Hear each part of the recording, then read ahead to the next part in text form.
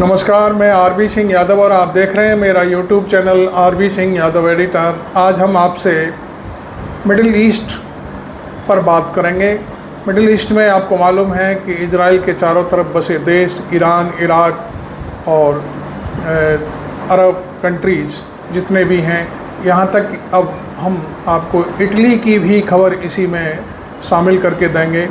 तो आप इस वीडियो को पूरा देखें और चैनल को सब्सक्राइब करना बिल्कुल ना भूलें, तो बहुत मज़ा आएगा आपको। ये हम जानकारी जो देने जा रहे हैं आपके सामने रख रहे हैं। आपको मालूम है कल हिजबुल्लाह ने एक बड़ा हमला किया था इजराइल पर और उसमें इजराइल के 19 सैनिक मारे गए थे। अब बात आती है कि भाई इजराइल इतना डर क्यों गया है। इजराइल इसलिए डरा हुआ है कि जो उसने पिछली बारी जो ईरान पर हमले की बात कही थी, वो खैर इजराइल की तरफ से तो नहीं हुआ था, क्योंकि इराक की धरती से हुआ था। और इराक की धरती पर आपको मालूम है इस समय जो कठपुतली सरकार है अमेरिका की, और वहाँ से वो हमला किया गया था जिसमें कुछ नुकसान होने की बात ईरान ने भी स्वीकारी थी। खैर, अब इजराइल इसलिए डरा हुआ है कि ये जो हमला हुआ था उसका बदला ईरान ज़रूर लेगा। इस तरह का उसके पास सारे सूत्रों के हवाले से खबर पहुंच चुकी है कि वो किसी भी समय बहुत बड़ा हमला कर सकता है। इस बीच आपको मालूम ही है कि कल हमला जो किया हिजबुल्लाह ने इजराइल के ऊपर, उसमें भारी नुकसान हुआ है। ऐसे ही जो इजराइल के आसपास के देश हैं वो भी पूरी तैयारी के साथ काम कर रहे हैं।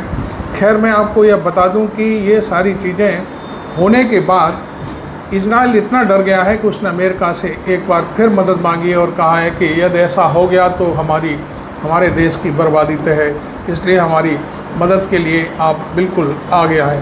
तो ये सारी जो चीज़ें थी वो मैंने आपके सामने रखी। अमेरिका ने इजराइल की मदद के लिए तमाम हवाई जहाज़, लड़ाकू विमान, सामरीन जो समुद्र में काम आती हैं, और तमाम साजो सामान के साथ एक टुकड़ी इजराइल में डिपोट कर दी है। तो इस लिहाज से वो ये सोच रहा है कि शायद अमेरिका उसे बचा लेगा।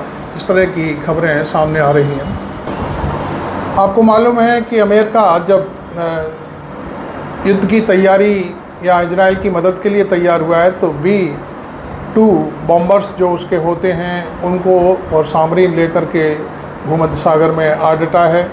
और बहुत सारे देशों में उसने अपने केंद्र भी बना रखे हैं जहां उसके ज़रिए वो लोगों को डराता और धमकाता रहता है। इस बीच ईरान ने बाकायदा एक बयान जारी करके समाचार पत्रों को ये कहा है कि यदि ईरान के वजूद को चुनौती दी गई तो फिर हमें न्यूक्लियर बना करके छोड़ने में भी कोई दिक्कत नहीं है। हम वो तबाही मचा देंगे कि दुनिया देखेगी। और यदि ऐसा होता है, उसने ये भी कहा है कि अमेरिका यदि ये सारे साजो सामान के साथ हमारे ऊपर हमला करने आ रहा है तो हम फिर इस चीज़ को बिल्कुल नहीं देखेंगे कि कौन पराया, कौन नया, कौन किसके साथ है, कौन किसके साथ नहीं है। ये सारी चीज़ें अब सामने आ रही हैं, ये मैं आपको आगे बताता हूँ। एक बात मैं और आपको बता दूँ कि फ़िलहाल जो बातें सीज फायर को लेकर के चल रही थी वो अब पूरी तरह से ख़त्म हो चुकी हैं, क्योंकि अमेरिका अब युद्ध में कूदने के लिए आ रहा है और इसके लिए उसने तमाम साजो सामान इकट्ठा कर लिया है इजराइल के पश्चिमी छोर पर भूमध्य सागर में, और वो फिर पूरी लड़ाई खुद भी मैदान में आ सकता है। लेकिन इसके लिए उसने ये बात एक बहुत बड़ी कह दी है ईरान ने कि यदि हमें छेड़ा गया तो फिर हम इजराइल पर न्यूक्लियर वेपन्स का प्रयोग करने से बिल्कुल नहीं चूकेंगे। इस तरह की बातें भी सामने आ रही हैं। तो खैर, ये चीज़ें मैंने आपको बताई थी कि अब सीज फायर का कोई मतलब नहीं रह गया है। सीज फायर के लिए ये दबाव डाला जा रहा है कि हिजबुल्लाह अपना सीज फायर कर दे, लेकिन ये सारी चीज़ें हो नहीं सकती, क्योंकि एक तरफा आप किसी से कहेंगे तो ऐसा तो कभी हो ही नहीं सकता। कोई किसी से कमज़ोर नहीं है। हिजबुल्लाह ने तो कल ही एक फैक्ट्री थी वहाँ पर, उस पर बम फेंका जिसमें 19 लोगों के मारे जाने की बात आ रही है।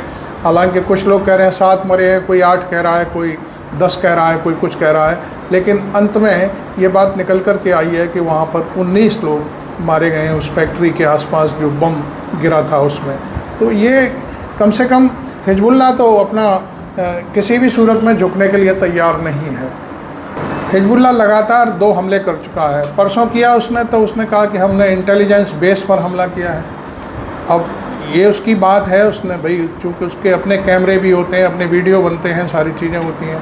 और कल जो उसने कहा कि हमने आर्मी बेस पर हमला किया है, तो ये बहुत बड़ी बात है कि इंटेलिजेंस जो बेस है उसका, इजराइल का, उसको ही टारगेट कर दिया।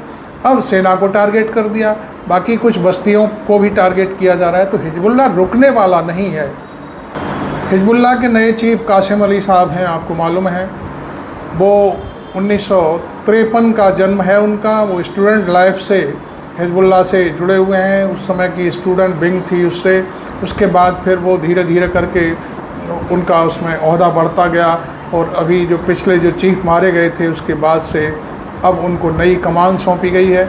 उन्होंने जब जैसे ही अपना भाषण दिया, आपको मालूम है, तो उसमें शायद लोग कुछ कहना चाह रहे होंगे कि मैं ये करूँगा वो करूँगा। उन्होंने ऐसा कुछ नहीं कहा। दूसरा, शायद कुछ लोग ये भी कह रहे होंगे कि भाई आप जो है पैलेस्टाइन को सपोर्ट क्यों कर रहे हैं, इस तरह की बातें सामने उठती। लेकिन उन्होंने ऐसा नहीं किया। उन्होंने तो सिर्फ भाषण ये दिया था जब उन्होंने अपना चार्ज ग्रहण किया था। उसमें ये कहा था कि देखिए, आप सब लोग एक हो जाओ, वरना बांट कर के सभी को ख़त्म कर दिया जाएगा। जैसे पैलेस्टाइन की धरती को पूरी तरह से इजराइल हड़पना चाहता है, इसी तरह से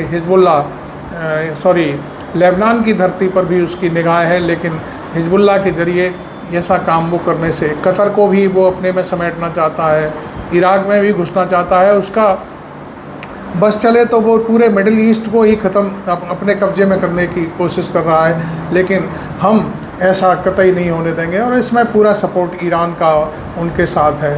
तो कासिम अली बहुत ही एक ज़बरदस्त लीडर हैं हिजबुल्लाह के, और उन्होंने नई कमान संभाली है, और वो किसी भी सूरत में दबने वाली बात नहीं कर सकते। मैं एक नई खबर आपको देने जा रहा हूँ, वो शायद गोदी मीडिया आपको कभी नहीं दिखा पाएगा।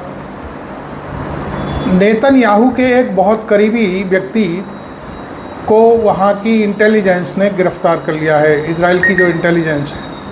अब आपको पता होगा कि क्यों ऐसा कैसे हो सकता है, भाई नेतन्याहू का ख़ास आदमी कैसे गिरफ़्तार किया जा सकता है। तो असली बात यह है कि जो PFO है वहाँ पर, जो शांति समझौते के लिए जो बातें होती थी, उसके जो दस्तावेज थे उनको उसने हमास के लिए मतलब कहना चाहिए ओपन कर दिया है।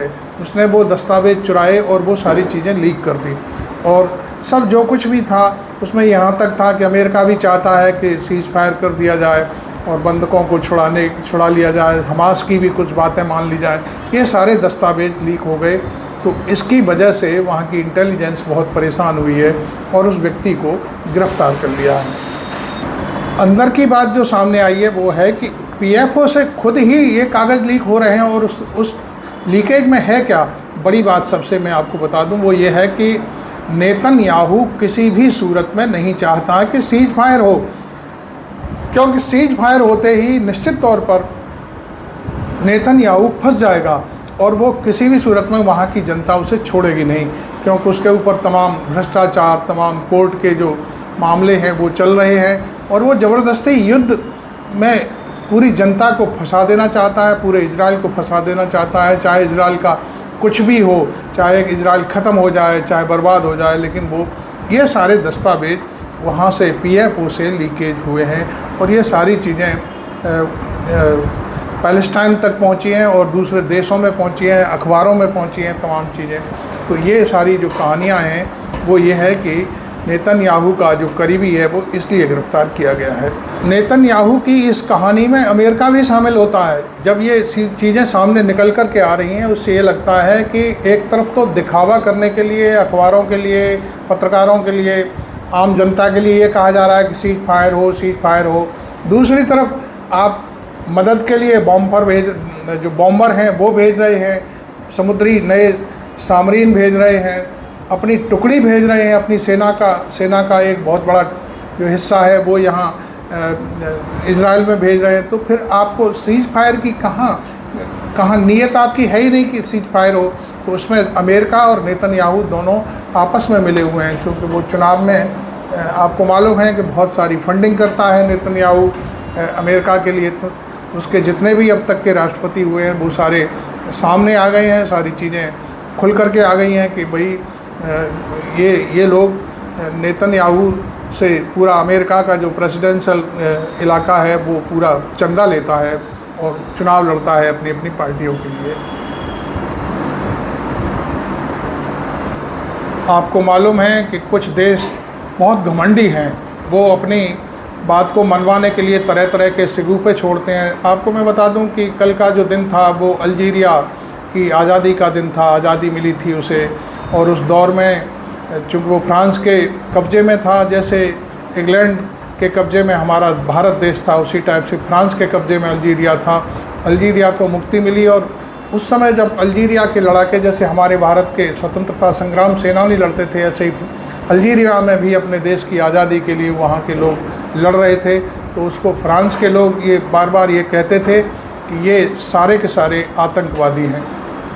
तो अभी आप सुन रहे थे मिडिल ईस्ट की कहानी, और मैं अब इस कहानी को यहीं समाप्त करता हूं, और आपको फिर एक बार कहता हूं कि आप मेरे चैनल को सब्सक्राइब करें। Thank you very much. मैं आरबी सिंह यादव।